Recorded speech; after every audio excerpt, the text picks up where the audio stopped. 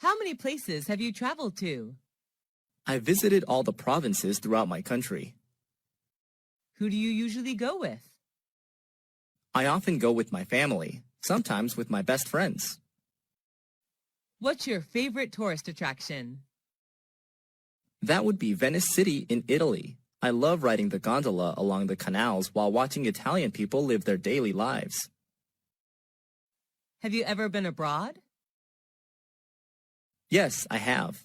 I came to Italy last year for a business trip. What language do you use when traveling? English, but sometimes I have to use body language, since not all people are good at English. What do you usually do during your trip?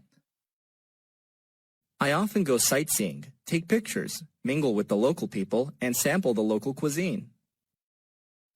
What do you do to prepare for your trip? Before the trip, I search for information about the location, weather, famous tourist attractions, transportation, local cuisine, and prices on the internet. What do you usually bring when you travel? I usually pack my suitcase with some necessary items, such as clothes, medicine, food, a map, and a camera. Do you prefer traveling by car, train, or plane? I prefer planes, although it can be a little expensive. Planes are much faster than any other mode of transport.